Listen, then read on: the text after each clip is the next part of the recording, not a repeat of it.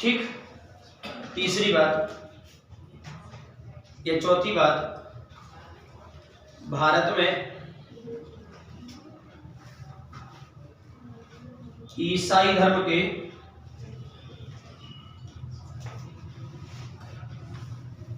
प्रचार की अनुमति दी गई। भारत में ईसाई धर्म के प्रचार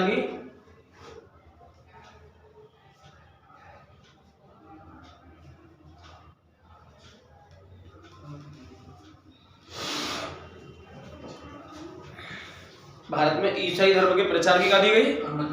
अनुमति दी गई। डाउट क्लियर है? ठीक।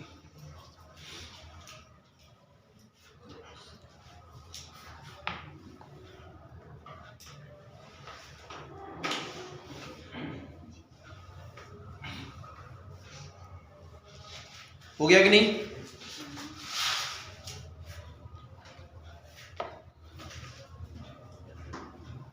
अगली हेडर आओ, 1833 का चार्टर एक्ट।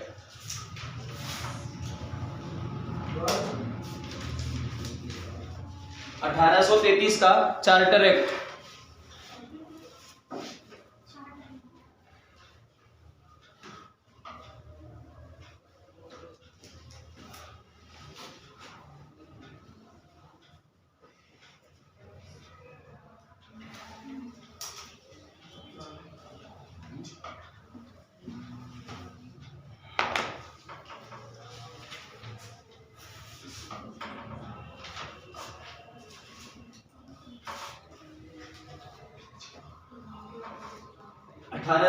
का चार्टर एक्ट।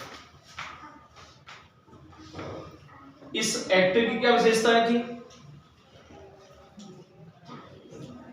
विशेषताएं थी, भारत प्रत्यक्ष या अप्रत्यक्ष तरीके से, भारत प्रत्यक्ष या अप्रत्यक्ष तरीके से या अप्रत्यक्ष रूप से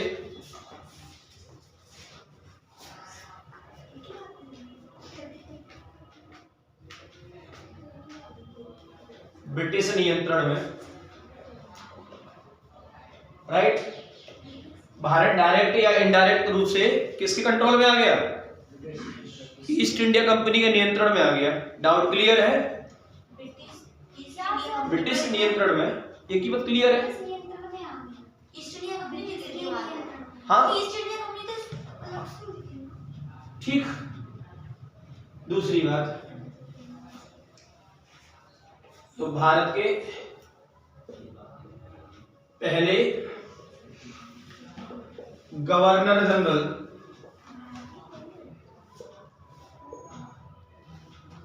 कौन बने थे? लॉर्ड विलियम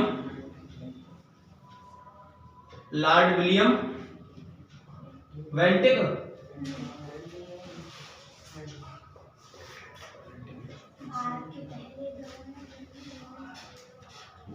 भारत के पहले गवर्नर में कौन बना? लॉर्ड विलियम बेंटिक बने। ठीक। तीसरी बात,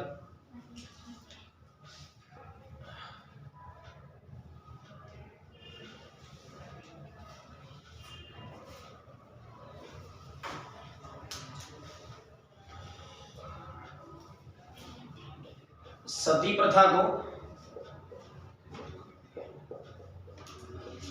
कानूनी रूप से क्या कर दिया?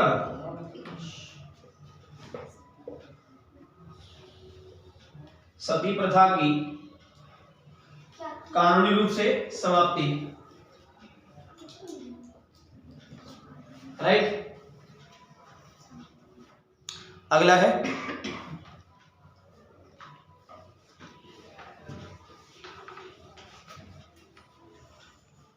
भारत में सिविल सेवकों की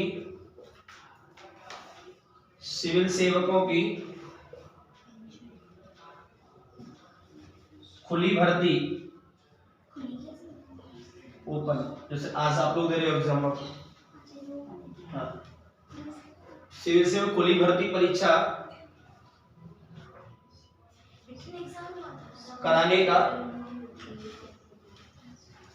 प्रयास किया गया।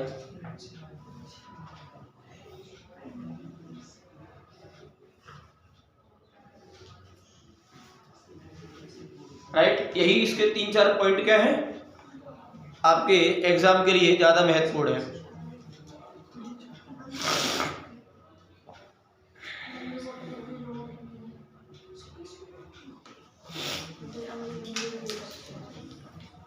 हो गया, एक बार फिर समझ लो इसको। बताओ किस अधिनियम के भारत डायरेक्ट या इनडायरेक्ट तरीके से ब्रिटिश नियंत्रण में आ गया? भारत के पहले गवर्नर जनरल कौन बने? William Bentinck. सती प्रथा की समाप्ति किस अधिनियम के तहत हुई? और भारत में सिविल सेवकों की खुली भर्ती कराने का प्रयास किस अधिनियम में किया गया? बाद में बोर्ड ऑफ डायरेक्टर के विरोध के कारण यह मामला उन्हें क्या करना पड़ा? स्थगित करना पड़ा, त्याग दिया विचार, क्योंकि मतभेद हो गया अधिकारियों में। डाउट क्लियर है?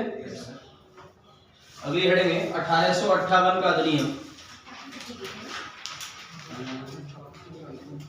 1858 का अधिनियम,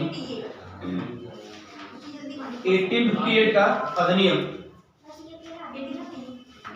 1858 का भारत शासन अधिनियम।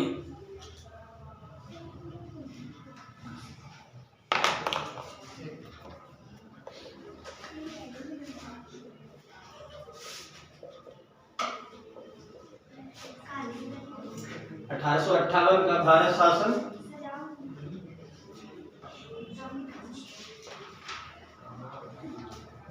अब देखिए पहला पॉइंट क्या विशेषता है इसकी? भारत में कंपनी शासन की क्या हो गई? भारत में कंपनी शासन की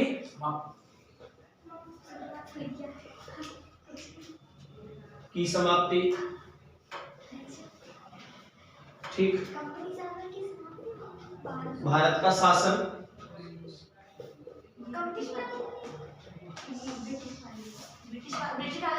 ईस्ट इंडिया कंपनी के शासन की समाप्ति। भारत का शासन ब्रिटिश ताज के अधीन, ब्रिटिश ताज या रानी या राजा के ताज के अधीन। अब ताज राजा या रानी के सर पे होगा। ठीक,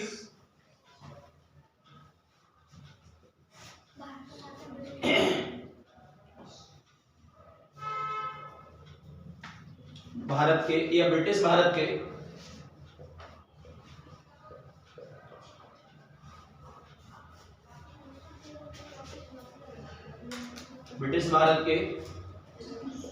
अंतिम गवर्नर जनरल,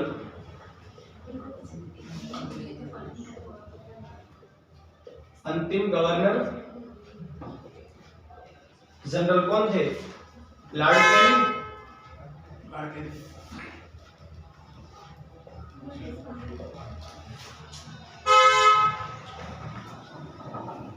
गवर्नर जनरल पद की क्या हो गई? समाप्ति। गवर्नर जनरल पद की क्या हो गई? समाप्ति हो गई। तथा एक नया पद बना दिया। एक क्या बना दिया? नया पद। और लेकिन एक नया पद किसका बना? एक नया पद वायसराय का सृजन किया गया। एक नया पद वायसराय का सृजन किया गया। राइट, सर ये ब्रिटिश भारत क्या कैसे क्यों लिखा है? भारत पे कंट्रोल किसका था? ईस्ट इंडिया कंपनी का था पहले। अब कंपनी शासन क्या हो गई? कंपनी शासन खत्म, डायरेक्ट शासन किसका हो गया? अब ब्रिटिश ताज करेगा। ब्रिटिश भारत के हाँ, तो अंतिम गवर्नर उस समय भारत किसके अधीन था?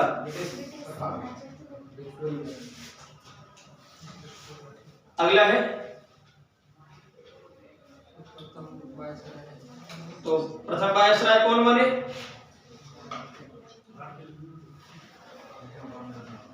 Lord Canning. ये लास्ट में थे, ये तो गवर्नर जनरल लास्ट थे, पद हो गया था उनका चेंज। गवर्नर जनरल पद की क्या हो गई थी? समाप्ति। गवर्नर जनरल की जगह एक नया पद बन गया, कौन सा पद? पहले सेंटेंस पूरा पढ़ो, ठीक। छठवां पद, एक नया और पद बना दिया वायसराय पर नियंत्रण के लिए। वायसराय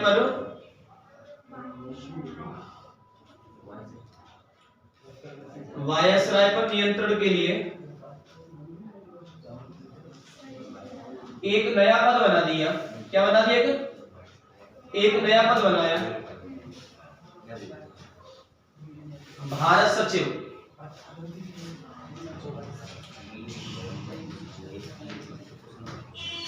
एक नया पद भारत सचिव का सृजन किया गया।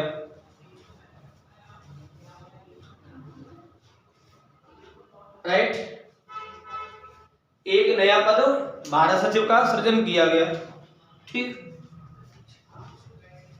जो किसके प्रति उत्तरदायी था? जो ब्रिटिश संसद के प्रति क्या होता था? जो ब्रिटिश संसद के प्रति क्या होता था?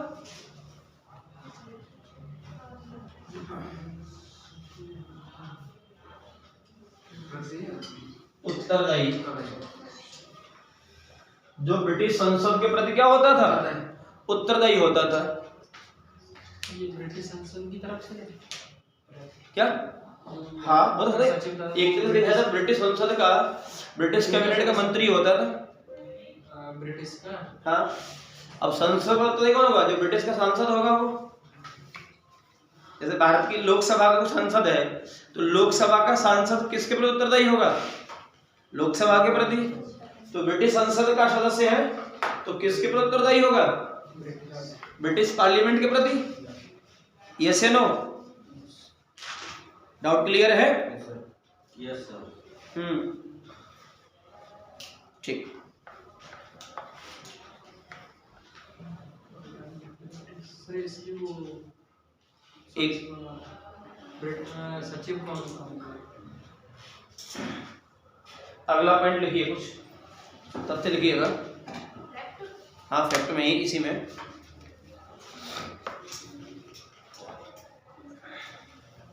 नियंत्रण बोर्ड एवं नियंत्रण बोर्ड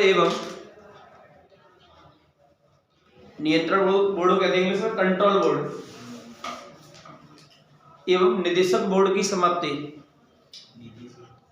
नियंत्रण बोर्ड एवं निदेशक कोर्ट कर लेना, बोर्ड की जगह निदेशक कोर्ट। हाँ, निदेशक कोर्ट ब्रैकेट में लिख लेना, कोर्ट ऑफ डायरेक्टर। हाँ, की समाप्ति। डाउट क्लियर हो गया? चूंकि हम अपने एग्जाम के एरिया से बहुत इंपॉर्टेंट पढ़ रहे हैं, राइट। एक बार फिर समझें, मतलब किस अधिनियम के तहत भारत में कंपनी के शासन की समाप्ति हो गई? 58 के अधिनियम के तहत। तो अब कंपनी के शासन की समाप्ति हो गई, तो भारत का शासन किसके अधीन हो गया? ब्रिटिश साल के अधीन हो गया। मतलब भारत के अंतिम गवर्नर जनरल कौन बने?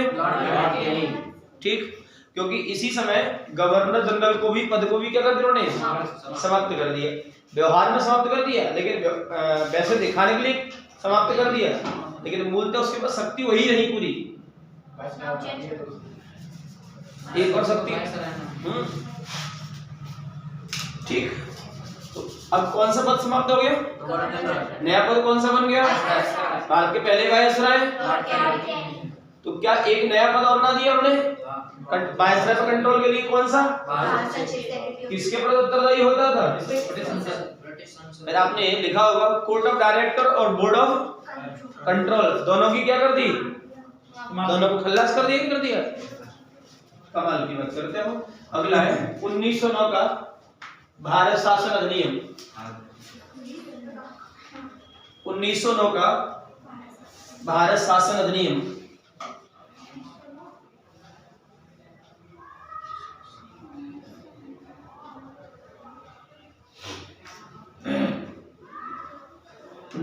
का भारत शासन या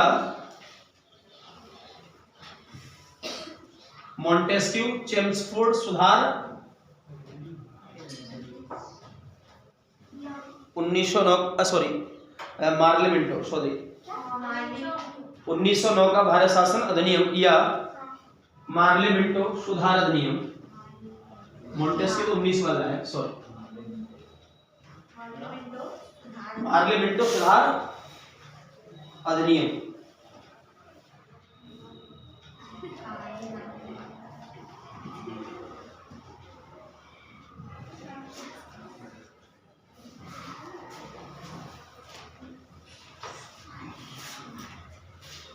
ओके,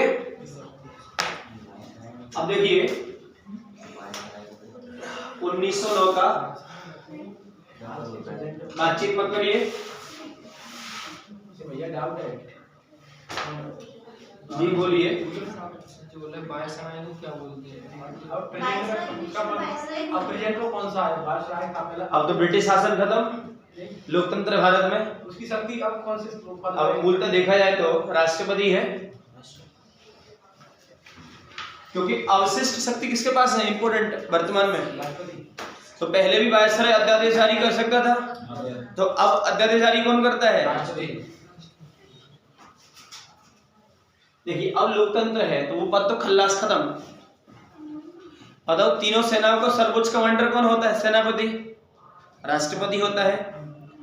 युद्ध का आदेश कौन देता है? युद्ध समाप्ति घोषणा कौन करता है? अंतरराष्ट्रीय शांति समझौते किसके नाम पर होते हैं?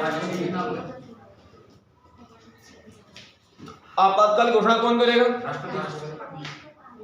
चाहे वो सैन्य आपातकाल हो, वित्तीय आपातकाल हो या प्रशासनिक। अब देखिए 1909 का भारत शासन अधिनियम या मार्ले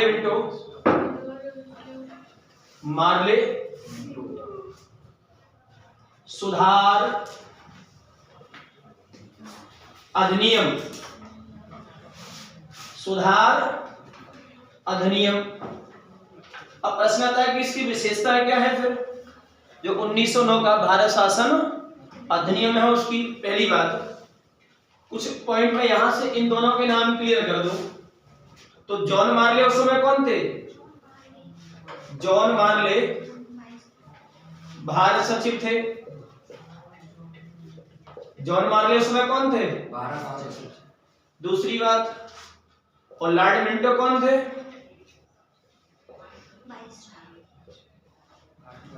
वायसराय। ठीक, डाउट क्लियर है? तीसरी बात,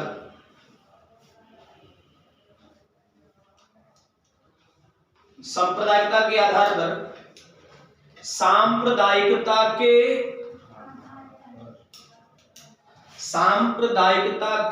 आधार पर,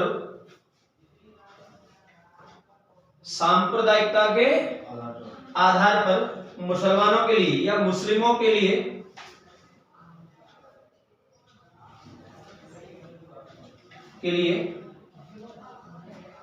पृथक निर्वाचन की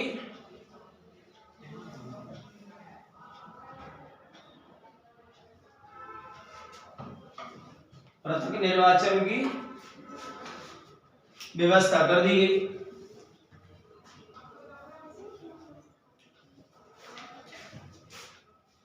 अब देखो ध्यान से, सांप्रदायिकता के आधार पर अगर भारत में कभी धर्म के नाम पर स्पेशली आरक्षण की व्यवस्था की गई तो किस अधिनियम के तहत की गई? 1909 का पार्लियामेंटो सुधार अधिनियम के तहत या 1909 के भारत शासन अधिनियम के तहत क्या किया गया? मुसलमानों के लिए पृथक निर्वाचन की व्यवस्था कर दी। कुछ पॉइंट और हैं, लिखो।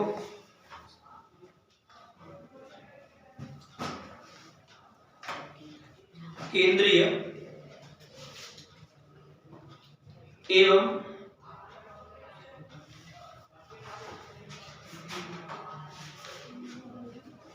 प्रांतीय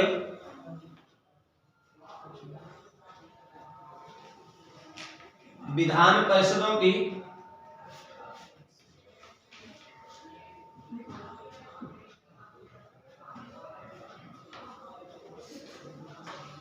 में सदस्यों की संख्या बढ़ा दी गई।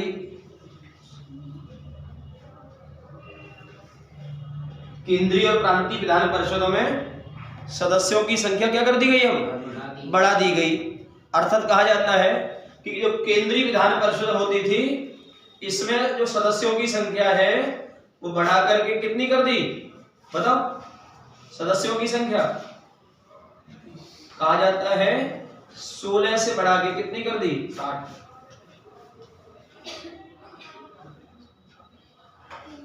राइट, 16 से बढ़ा कितनी कर दी,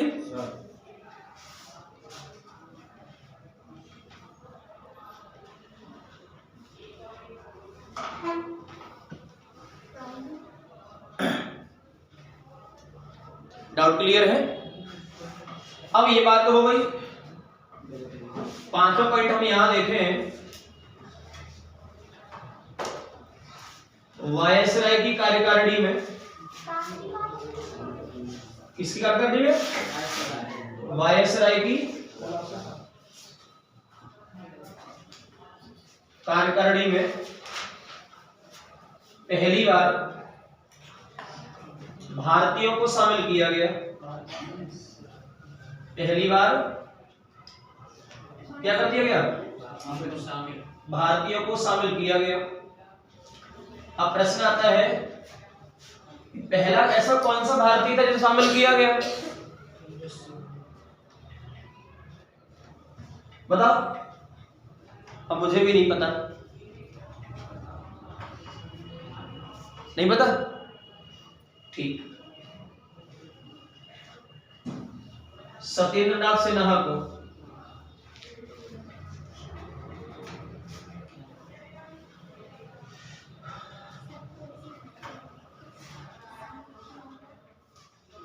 किसको शामिल किया गया, सत्येंद्रनाथ सिन्हा को शामिल किया गया। अब इन्हें शामिल तो कर लिया गया, इन्हें बनाया क्या गया, वायसराय की कार्यकारिणी में किसको शामिल किया गया था, सत्येंद्रनाथ। अब प्रश्न आएगा वायसराय की कार्यकारिणी में, प्रश्न कैसे आएगा, सुनो। वायसराय की कार्यकारिणी में शामिल होने वाले पहले भारतीय थे, कौन थे, अब प्रश्न आ सकता है सत्येंद्रनाथ सिन्हा को वायसराय की कार्यकारिणी में बनाया गया था।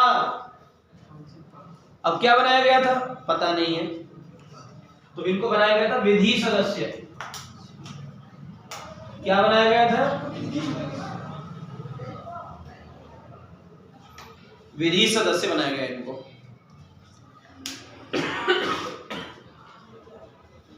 हो गया,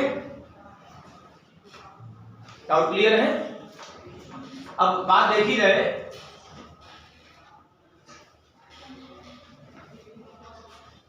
लॉर्ड मिंटो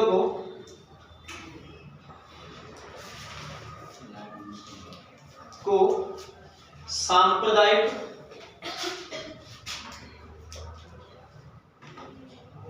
निर्वाचन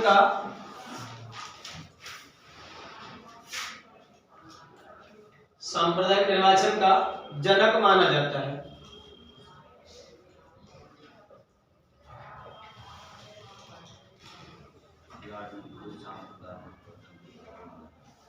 राइट,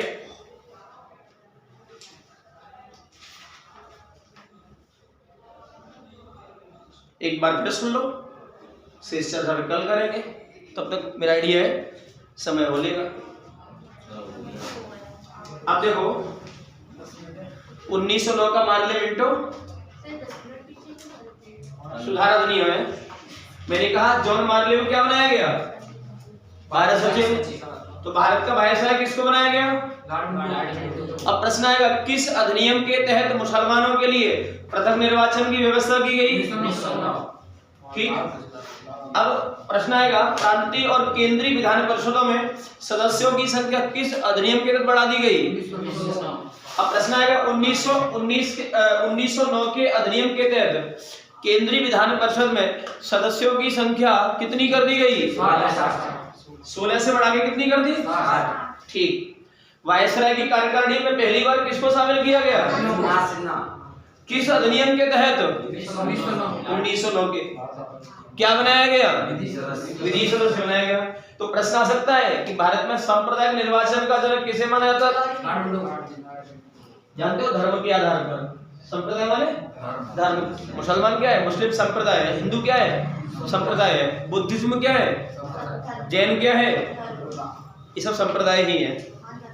ठीक, तो ये बात हो गई।